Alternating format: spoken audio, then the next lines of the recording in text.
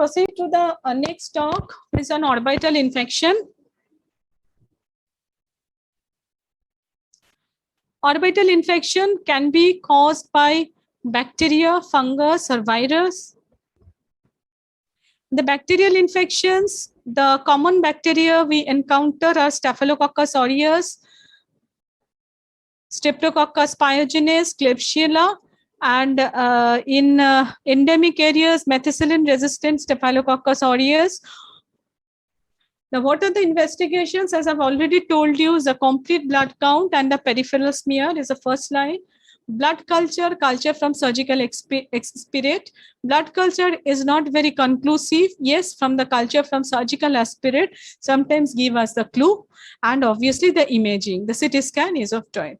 It will be a case. Now, this presentation is a case-based discussion.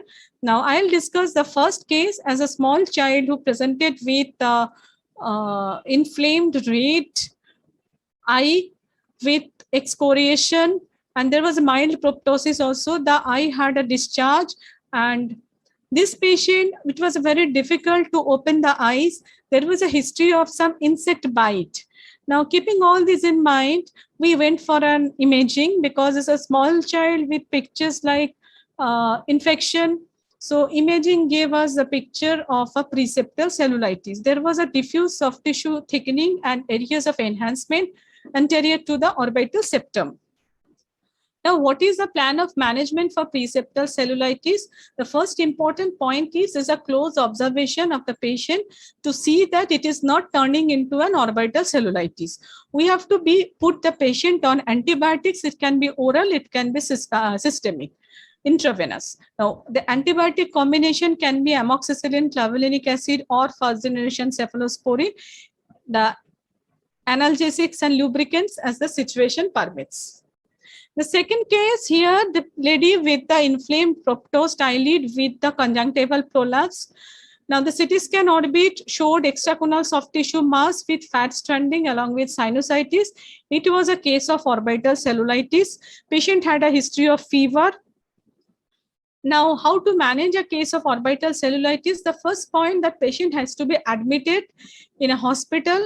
We have to send the blood samples for complete blood count, peripheral smear, and for the blood biochemistry that includes blood sugar, serum urea, creatinine, and if required, you can send the blood culture also.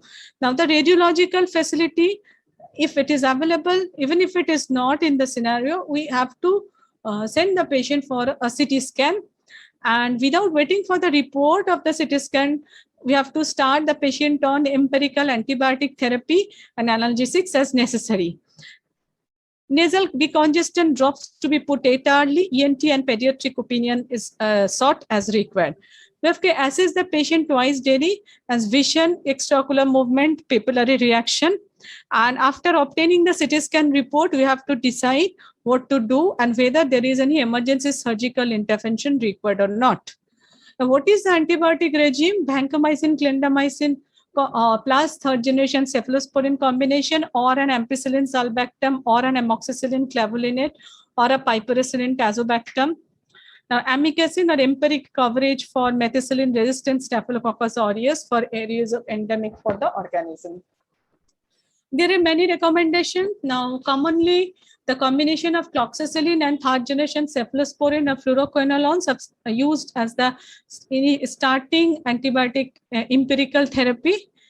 Now, there are certain points of debates. Number one is what will be the duration of intravenous antibiotic therapy? What will be the duration of intravenous antibiotic therapy?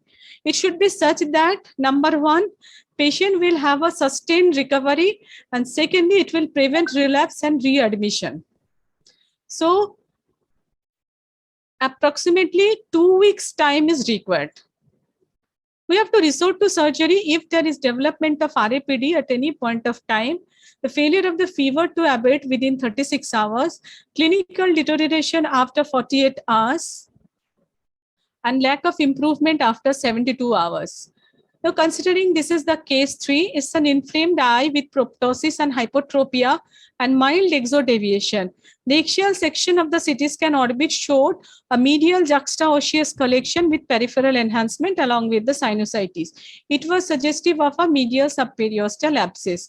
And this is a case 4, where we have a proptosis and hypotropic eye with ptosis, and we get superior subperiosteal abscess as shown from the axial and Ma'am, I'm going to interrupt you. The time is up for the presentation, so I request you to please conclude it so that we can move on to the next speaker.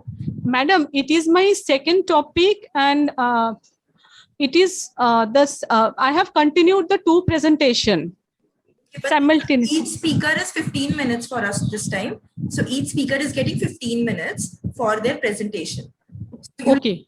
For both the presentations, so I'll just add on 2 more minutes for you so that you can conclude it, and then we'll move on to the next speaker. Okay. Now, the subperiosteal abscess, there are various protocols to have a medical versus surgical role, and I'll try to discuss the 5th case, which is an old 82-year-old male who presented with painful swelling of the right eyelids, bulging of the right eye, and decreased vision. That eye was PLPR defective, and patient had RAPD. Now, on investigations, the fasting sugar and the PP sugar were both high. The axial cuts of CT and MRI showed right orbital cellulitis with paranasal sinusitis with bony necrosis and acute neuritis. Started on antibiotic drugs and IV antibiotic, intravenous liposomal lympho-B, intraorbital lympho-B. Patient left without medical advice, but when he came back, there was increased invasion of the paranasal sinuses.